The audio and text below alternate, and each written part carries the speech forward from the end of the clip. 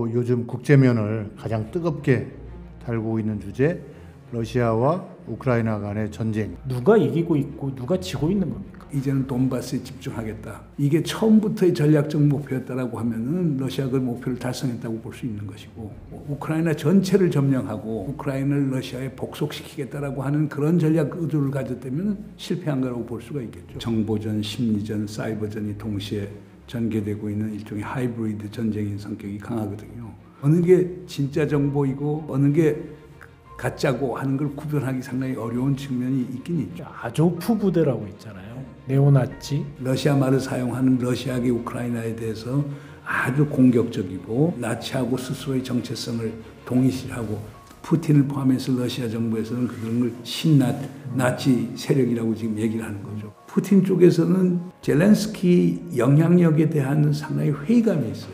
젤렌스키가 꼭두각시 아니냐라고 하는 얘기가 계속 엎혀간다는 거죠. 뭐 누구에 의해서?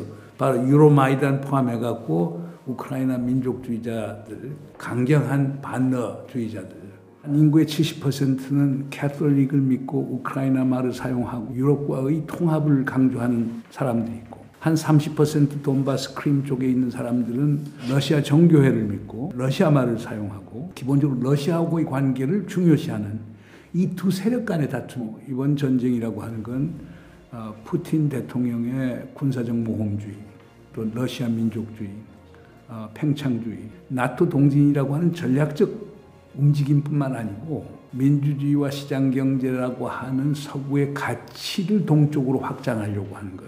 푸틴을 도덕적으로 비판하는 건 얼마든지 가능한데 문제 해결에 더 역점을 둬야 될 것 아니냐. 전쟁이 끝나지 않았기 때문에 전쟁 상태에서 어떻게 벗어나올 수 있겠느냐, 이거에 더 많은 노력이 있어야 되지 않느냐.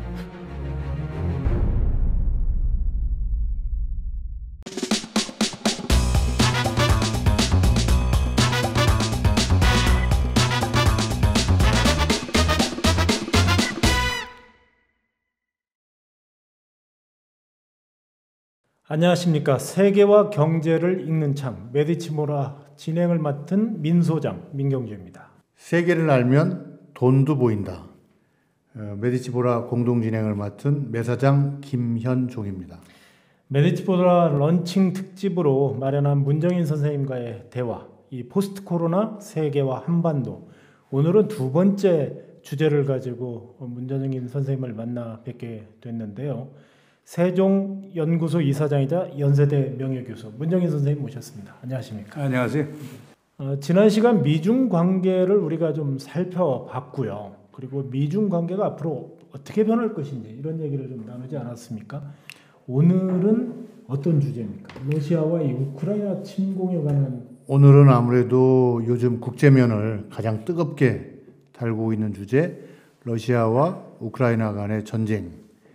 사실은 저희가 함께 운영하는 그 피렌체의 식탁에서 최근에 이제 우크라이나 전쟁에 대해서 칼럼을 몇 개 실었거든요. 네. 역대 최고의 조회수를 기록했습니다. 근데 그게 꼭 좋은 것만은 아닌 것이, 저희는 이제 이거를 과거, 현재, 미래의 측면에서 좀 드라이하게 레알 폴리틱스적인 측면에서 다뤘더니 이제 피렌체 식탁 독자들이 조금 화를 낸 분들이 계세요. 그러니까 이게 지금 푸틴의 침략이라든지 학살 이런 것들이 있는데 너무 이렇게 힘 위주로 다뤄서 쌀쌀맞다 뭐 그런 저희가 있었는데, 지난번 미중 패권 경쟁도 사실은 저희가 문정인 선생님 덕분에 클릭이 많이 나왔잖아요. 그렇죠.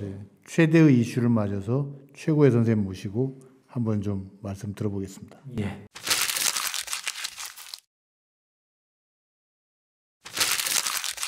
지금 피렌체 식탁에서 그러한 칼럼들이 관심을 갖는 이유는 그만큼 러시아와 우크라이나 간의 이러한 전쟁의 상황이 매우 국제적으로 엄혹하고 어떤 냉정하게 따지고 보면 전 세계에 미치는 영향이 그만큼 크다, 이렇게 볼 수 있겠죠. 문정인 선생님 어떻게 보십니까? 피렌체 아침에 쓴 우리 이혜영 교수 글이 아주 좋았어요. 예. 그리고 그 박상현 선생의 반론도 상당히 좋았고, 그러니까 한편에서는 뭐 우크라이나 사태가 중요한 이슈이기도 하지만은 그 보는 관점이 이혜영 선생 같은 경우는 상당히 한국에서는 완전히 그 비주류적 시각에서 이렇게 본 건데 상당히 신선한 측면이 있었고, 또 박상현 선생도 상당히 서구적 시각에서 또 상당히 예리하게 썼고 그래서 글이 좋으면 관심이 많은 것 아닌가. 그래서 주제도 주제이지만은 그 쓴 기고자들이 상당히 그 좋은 글, 탄탄한 글 썼다라고 하는 거기서 상당히 높게 평가하고 싶습니다. 자, 우리가 지금 우크라이나의 이 전쟁의 상황을 과연 사후에 이제 전체적인 전환 뭐 이런 부분은 평가할 문제지만 역사적으로 평가할 문제지만 지금 현재 시점에서 전황이나 이런 것들을 좀 문정인 선생님께서는 어떻게 보고 계십니까? 과연 누구의 승리고 누가 이기고 있고 누가 지고 있는 겁니까? 뭐 얘기하기 상당히 힘들 거예요. 뭐냐면 지금 전쟁이 진행 중이고 그리고 전쟁이 진행 중인 과정에서 이게 단순히 뭐 군사적 측면에서 전쟁뿐만 아니고 거기에 정보전, 심리전, 사이버전이 동시에 전개되고 있는 일종의 하이브리드 전쟁인 성격이 강하거든요.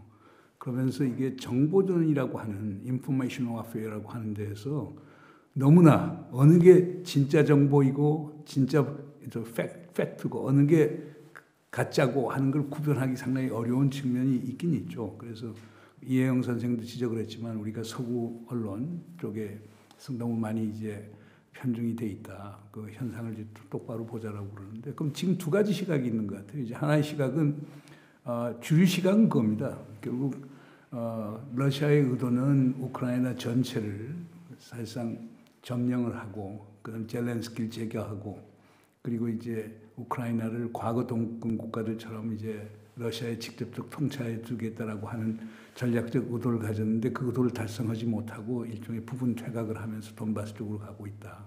결국 푸틴은 전쟁에서 지고 있다라고 하는 게 다수설이고 이제 소수설하고 또 러시아 쪽 얘기하는 것 그리고 지난 12일 날 이제 푸틴이 러시아 우주의 날에 그때 연설한 데서 이런 얘기를 해요.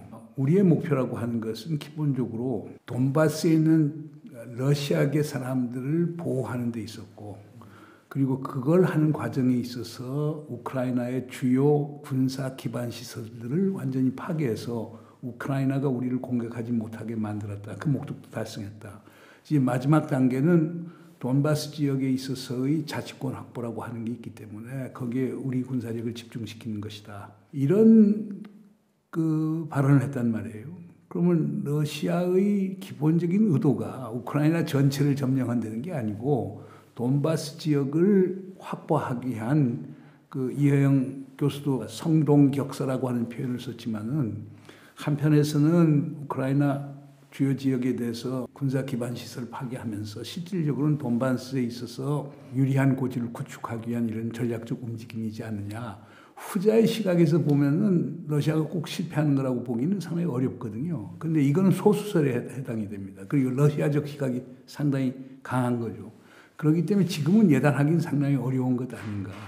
그러나 하나 분명한 거는 러시아 정부의 주장은 우크라이나의 주요 군사시설을 우리는 파괴시켰고 그렇기 때문에 우리에게 큰 위협이 되진 않고 이제는 돈바스에 집중하겠다. 이게 처음부터의 전략적 목표였다라고 하면은 러시아가 그 목표를 달성했다고 볼 수 있는 것이고 그게 아니고 우크라이나 전체를 점령하고 완전히 우크라이나를 러시아에 복속시키겠다라고 하는 그런 전략 의도를 가졌다면 실패한 거라고 볼 수가 있겠죠. 푸틴이 하다 보니 그 돈바스 확보냐 아니면 처음부터 돈바스 확보냐는 뭐 그런 뭐 논쟁의 소지가 있지만 어쨌든 대체로 우크라이나의 동남부 돈바스 지역을 이제 패권을 놓고 다투는 것 같다. 이제 그 말씀이시죠? 그러니까 원래 러시아 군사학을 전공한 사람들은 처음부터 그 주장을 했어요. 기본적으로 크림하고 돈바스를 확보하는 것. 요게 이제 핵심적인 것이고 그리고 특히 이 지역에 마리우폴 포함해서 이 지역에 아조프 부대를 포함해서 우크라이나의 정예 부대가 다 그쪽에 집중돼 있기 때문에 돈바스 쪽하고 마리우폴 이쪽에 그러니까 이들에 대해서 소위 섬멸을 한다는 게 러시아 기본적 의도였고 그런 점에서 이제 성동격서라는 얘기가 나왔던 거죠. 그러니까 벨라루스에서 남쪽으로 이렇게 내려와서 키예프 북부 지역에 위협을 가하고 남쪽에서 올라가고 하는 그런 것들이 있지만 이 모든 것들이 돈바스 지역 확보를 위한 것이다. 궁금해서 다시 한 가지 좀 여쭤보는데 아조프 부대라고 있잖아요. 네오나치 사실 젤렌스키나 상당수의 유대계 사람들이 잡고 있는데 신나치주의자들은 사실 과거에 히틀러를 추종하는 세력이어서 나치입니까? 아니면 그 정확한 어떤 성향을 좀 그래서 아조프 부대라는 건 뭐 제가 알기로는 우선 제가 하나 전제해야 될 게 제가 뭐 우크라이나 전공도 아니고 유럽 전공도 아니에요. 그러니까 그 국제정치학자로서 일종의 제너럴리스트 카멘트라는 건데 아조프 부대 포함해서 한 2개 정도가 이 민병대로 시작했어요. 밀리샤로 시작됐고 밀리샤 시작된 것 중에 이제 핵심이라고 하는 게 우크라이나 민족주의 그리고 그 돈바스나 크림에서 블리지 운동에서 반대하는 이런 무장 세력으로 시작됐다가 지금은 이제 소위 국경 수비대 정식으로 편입이 됐고 우크라이나 정규군의 이제 핵심 전력으로 지금 남아 있는 거죠. 마리우폴 같은 데서 끝까지 저항한 게 지금 아조프 부대 포함해서 비슷한 형태의 군 부대들이 있는데 이제 이들이 이제 민병대 때 했던 것들이 그 나치 문양 같은 걸 사용하기도 하고 그 다음에 나치를 뭐 찬양하는 이런 행태도 보이고 이런 걸 SNS에 올리고 이러면서 이제 이들이 이제 소위 신나치라고 이렇게 아주 나쁜 평판을 이제 받기 시작했던 거죠. 그 뿌리가 있지 않나요? 2차 대전 때 근데 히틀러에 협력을 했죠. 바로 그거예요. 아니 이제 그게 이제 뭐냐면은 그 우크라이나가 갈릴 때 소위 반 이상은 제정 러시아로 들어가고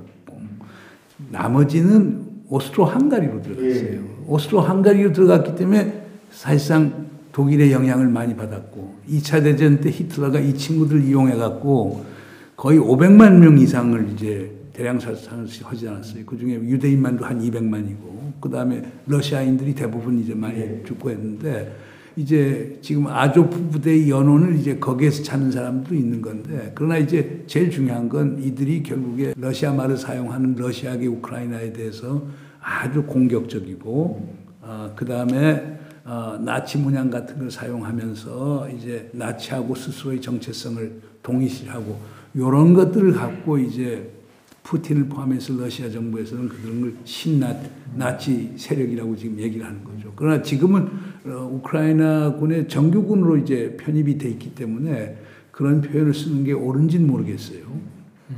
러시아가 침공 이후로 개전 초기에 들었던 것도 소위 말하면 그 루간스크니 뭐 돈바스 지역의 러시아계 우크라이나인들을 이 아조프 부대나 이런 사람들이 평소에 굉장히 강압적으로 탄압을 했고 심지어는 살해까지도 했다. 우리가 그러기 때문에 바로 러시아계 우크라이나인들을 구하기 위해서 왔다. 이게 개전 초기 하나의 명분을 줬거든요. 아니 그냥 푸틴이 한 얘기도 똑같아요. 우리는 돈바스에는 러시아 말 사용하는 사람들 보호하려고 군사 작전을 폈다고 얘기해요. 절대 침공이라는 표현을 쓰지 않거든요. 그러니까 여기서 재미있는 게 지금 푸틴 쪽에서는 그 우크라이나하고 협상하는데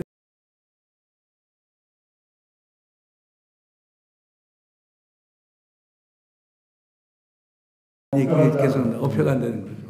뭐 누구에 의해서 바로 유로마이단 포함해갖고 우크라이나 민족주의자들 아주 강경한 반러주의자들 친서방 민족주의죠. 친서방 민족주의. 우크라이나가 친서방 민족주의는 성립은 사실 안 돼요. 왜냐 민족주의라고 하는 것은 우크라이나 민족주의여야 되는데 그러나 수단으로서 서방하고의 관계를 개선하고 EU를 들어가고 나토를 들어가면서 우리 안전과 번영을 지키겠다라고 하는. 아니 그 뿌리는 이제 오스트리아 헝가리 제국의 영향을 받은 우크라이나 사람들 그리고 한쪽에는 러시아의 영향을 받은 우크라이나 사람들 이렇게 들리는데요. 그러니까 그 둘 싸움이에요. 그 둘 싸움이에요. 서쪽에 있는 그 우크라이나인들은 유럽 쪽에 가깝고 그다음에 동쪽에 있는 사람들이 이제 러시아계에 있다 보니까 정서적으로도 그 한 나라 안에서도 정서적으로 드네프로강 그 갈라져서 성향이 다르더라고요. 과거부터 쭉 그래 왔었고 이제 그건 이제 아마 그 1922년 이제 볼셰비크 혁명 난 후에 이제 소비에트가 이제 우크라이나를 이제 병합을 해서 들어가는 과정 속에서 그때 이제 많은 이제 러시아인들이 이주했죠. 그 중에서 특히 러시아 유대인들이 많이 이주를 했고 뭐 그래서 그게 지금 뭐 200만이다 300만이다라고 하는 게 이제 그때 통계를 갖고 이제 집계를 하는 거거든요. 그러니까 이것도 과거에 소위 디바이드 앤 룰 분할 통치의 결과가 지금 남아 있는 거예요.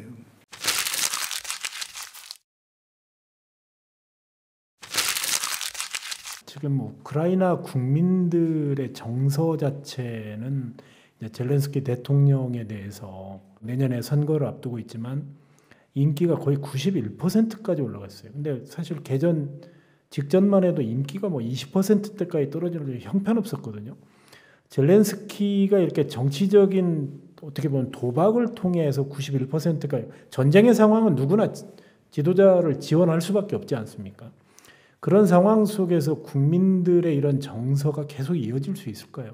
쉽지는 않을 거예요. 그러니까 이제 2019년 대선에서 72%로 당선이 됐거든요. 상당히 압도적 다수로 당선이 됐는데 그러다가 금년 1월 전쟁 전에는 22%까지 내려갔다가 그 다음에 개전이 바로 되고 젤렌스키가 외교적 그 능력을 보이면서 91%까지 올라갔는데요. 그럼 내년 선거에 당선이 될 것인가? 아직은 모릅니다.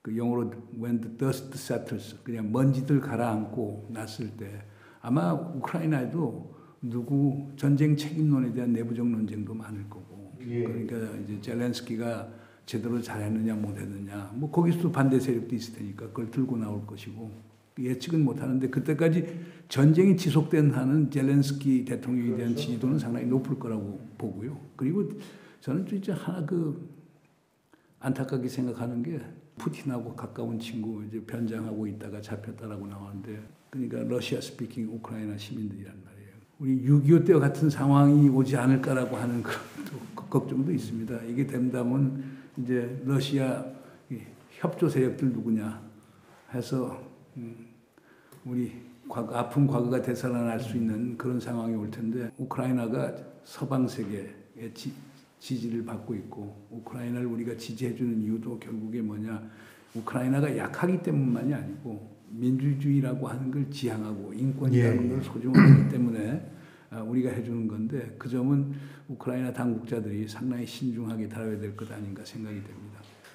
우크라이나 보안국에서 지금 말씀하신 것처럼 그 빅토르 메드베드추크 우크라이나의 큰 기업가고 푸틴 대통령의 딸들을 이렇게 평소에 이렇게 관리하고 했던 친러시아적인 수갑을 채우고 이렇게 구속이 된 상황들을 언론에 릴리스했더라고요. 그리고 이제 우크라이나 아이들과 서로 맞교환하자. 어떻게 보면 현대 전쟁에서 이 소셜을 통한 그런 어떤 선전 선동 술이 굉장히 과거와 좀 달라진 것 같아요. 양상 자체가. 과거에는 CNN 같은 외신들이 중계를 했다면 지금은 시민들이 직접 그러한 전황이나 민간인들의 피해 상황을 SNS에 직접 올리고 오히려 언론들이 그 사진과 영상들을 받아서 하는 굉장히 다른 양상들이 전개가 되고 있어요. 이런 점은 어떻게 보십니까? 그 이제 완전히 이제 변화된 전쟁의 양상들이죠. 그러니까 이번 우크라이나 전쟁 같은 건 대표적인 게 모든 전쟁의 패턴을 보면 종군 기자들이 전쟁의 현장에 가 있거든요. 근데 이번에는 전쟁의 현장에 종군 기자들이 거의 가지 않았어요.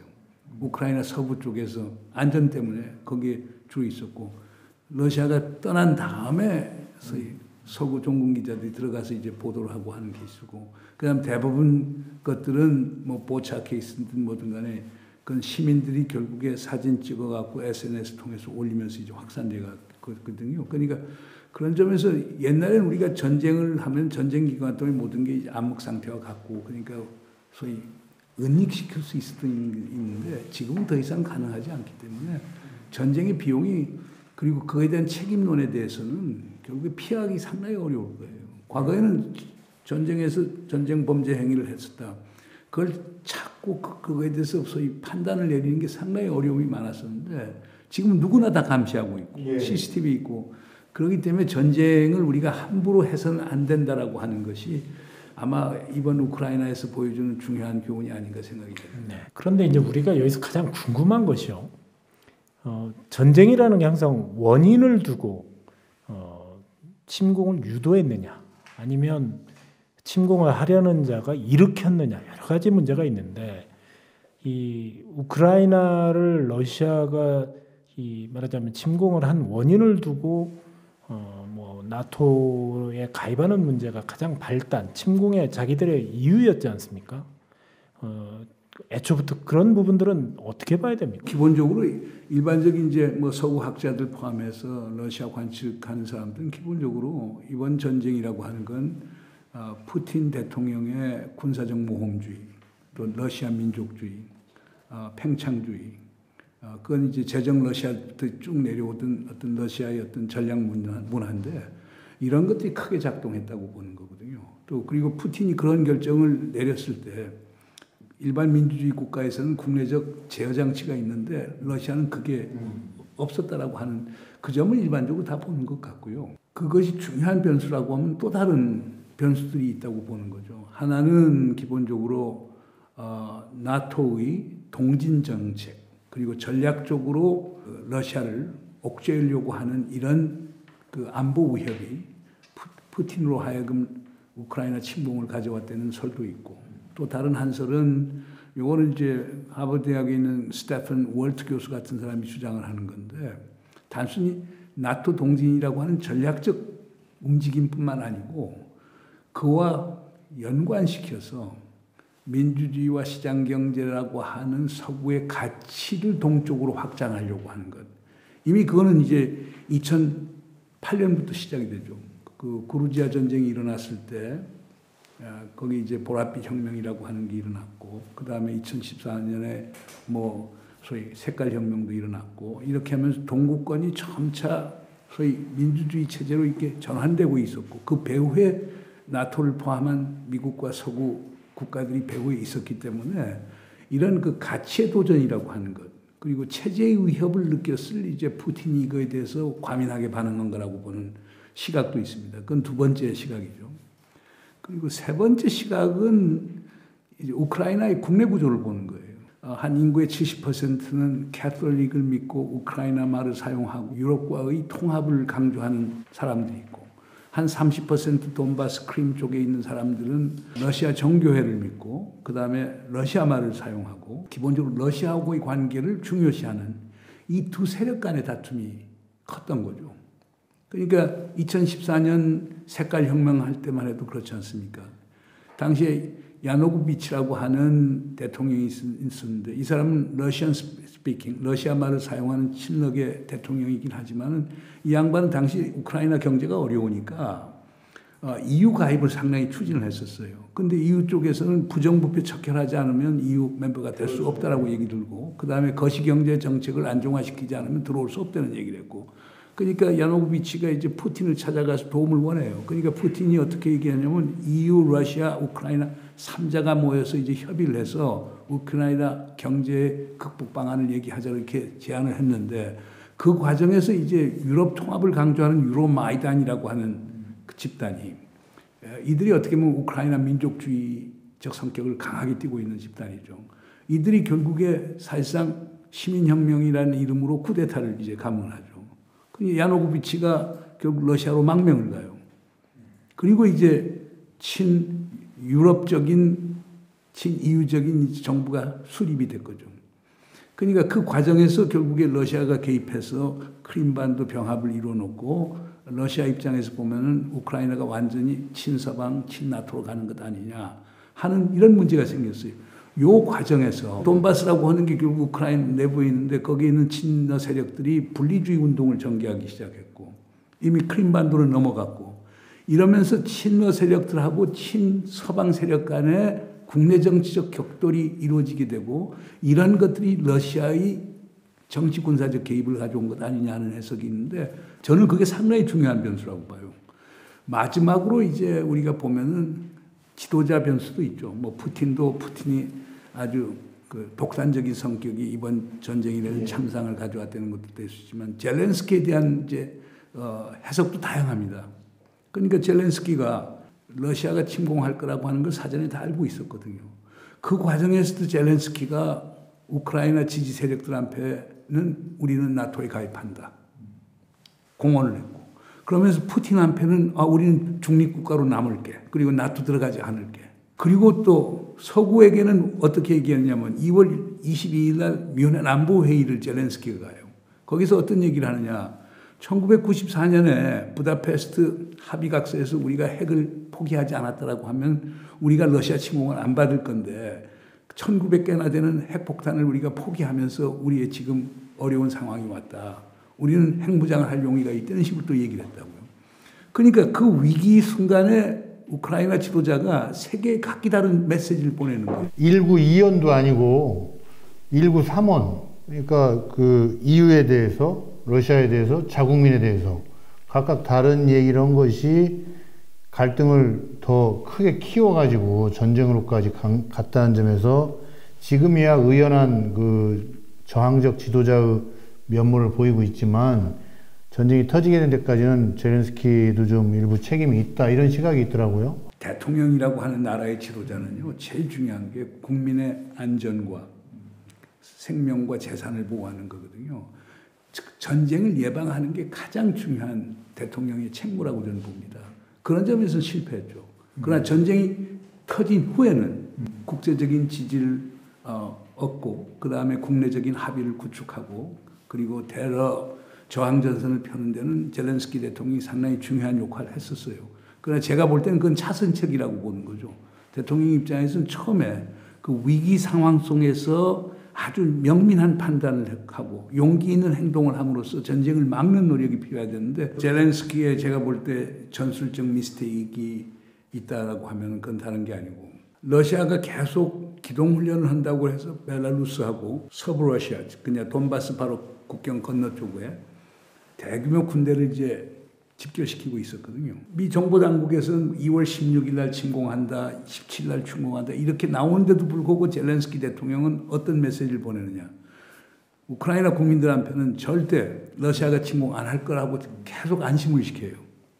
그러면서 서구에는 침공할 것 같으니까 군사무기 지원해달라고 그랬거든요. 이런 것들이 크게 제가 볼 때는 잘못된 시그널을 준 것 아니냐. 그리고 나는 젤렌스키 큰 미스테이크 중에 하나는 서구의 지원을 너무 과신했던 것 같아요. 미국이나 나토의 지원을. 전쟁이 전개되는 과정에서 러시아가 제공권을 가지니까 자기들이 도저히 어떻게 감당할 수 없으니까 노플라이 존이라고 해서 소위 비행 금지 구역 설정을 하자.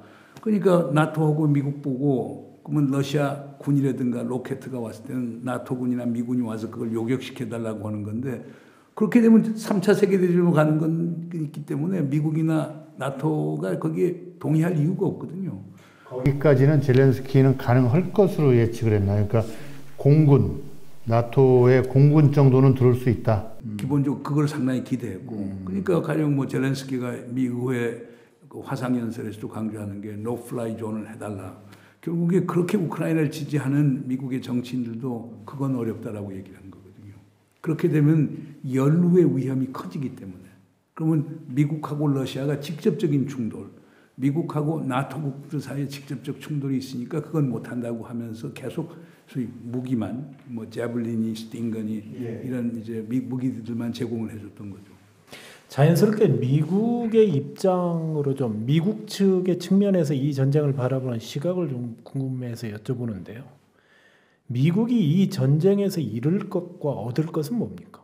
미국이 입장에서는 이번 전쟁을 통해서 하나 가장 크게 얻은 것은 트랜스애틀란틱 알라이언스 그러니까 대서양 미국 동맹 체제가 다시 되살아난 거였어요. 그러니까 독일이니 뭐 프랑스니 이런 데들이 미국하고 공조하는 데 있어서 사실상 주저하는 것들이 있었거든요. 가령 대중 정책 같은 데서도 그렇고 이번 러시아가 우크라이나 침공하면서 유럽 국가들하고 미국 사이의 관계가 아주 강해졌다고 하는 게 그래서 큰 어둠이 있었고 이번 전쟁의 결과로서 가장 큰 이득은 미국의 방산업체들이라고 얘기한단 말이에요. 미국의 군산복합체가 가장 큰 이제 수혜자가 될 것 아니냐라고 하는 얘기도 하고 있지만 그러나 잃을 것도 저는 상당히 많다고 봅니다. 왜냐하면 우리는 미국이 리더십이라고 하는 게 전쟁을 예방하는데 미국이 리더십을 보여줬어야 되는데 그 리더십을 보여주지 못했다라고 하는 것.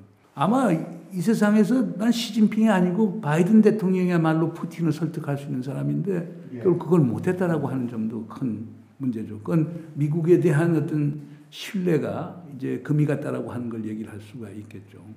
두 번째로는 이렇게 되면은 지경학적인 부정적 효과도 상당히 클 거예요. 우선 에너지해서 미국이 덕을 본다고 하지만 기본적으로 전반적인 것은 오일 앤 가스의 가격이 올라갈 것이고 그 다음에 곡물류의 가격들도 올라갈 것이고 이게 그러면 인플레 압력을 많이 줄 것이고 그 인플레 압력은 미국이 지금 가장 크게 받고 있단 말이에요.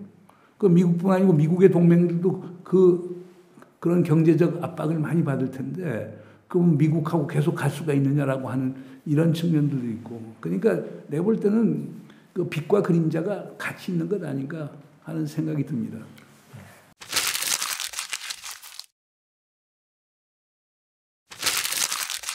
메디치보라 런칭 특집 문정인 선생님과의 대담 포스트 코로나 이후의 세계와 한반도 오늘 두 번째 시간 우크라이나 침공에 관한 여러 가지 얘기를 나누다 보니까 금방 시간이 지나갔습니다. 또 한 번 국제정치학 강의 받았습니다. 네. 문 선생님 오늘 좀 정리를 해주신다면요, 이 우크라이나의 여러 가지 전황이라든가 어떻게 보면 이외에 이 전쟁이 발생했는가 이런 얘기를 해주셨는데요. 종합적으로 이 전쟁의 성격을 한마디로 좀 정리해서 규정해 주신다면요. 글쎄 이게 저는 피할 수 있는 전쟁이었지 않는가 생각이 됩니다. 그래서 우리 국제사회가 또는 우크라이나의 지도자들 또는 러시아의 지도자들이 피할 수 있는 전쟁을 피비린 나는 전쟁으로 만들었다. 리더십의 문제였다. 리더십 문제, 국제사회의 책임이 상당히 크다라고 하는 느낌이 들고요. 두 번째 제가 느끼는 거는 전쟁은 일단 예방에 실패하면은 모든 국가 모든 사람이 패자가 된다는 것. 이 전쟁에서 승자가 없다라고 하는 걸 지금 느낄 수 있는 거고요. 세 번째로는 전쟁의 고통을 받는 사람들, 우크라이나의 무고한 사람들, 이 사람들 빼놓고는 다 방관자가 되는 것 아니냐는 안타까움이 있어요. 마지막으로 강조하고 싶다라고 하면은 푸틴을 도덕적으로 비판하는 건 얼마든지 가능한데 문제 해결에 더 역점을 둬야 될 것 아니냐. 그러니까 이런 전쟁이 났을 때 전쟁 책임론을 묻는 건 쉬운 일이지만 어떻게 지금 전쟁이 끝나지 않았기 때문에 전쟁 상태에서 어떻게 벗어나올 수 있겠느냐. 이거에 더 많은 노력이 있어야 되지 않느냐. 이렇게 저는 강조하고 싶습니다. 네. 오늘 첫 번째 시간에는 우크라이나 전쟁이 왜 일어났는지에 대한 원인 부분을 우리가 좀 살펴봤고요. 다음 이 시간에는 조금 전에 문 선생님께서 말씀하셨던 것처럼 과연 이 전쟁을 어떻게 끝낼 것인가, 그리고 앞으로 협상, 그리고 이 상황 속에서 우리 한반도는 어떠한 지정학적인 영향을 받을 것인가, 이런 부분들을 좀 저희가 얘기를 나누도록 하겠습니다. 오늘 함께해 주셔서 감사합니다. 네, 감사합니다.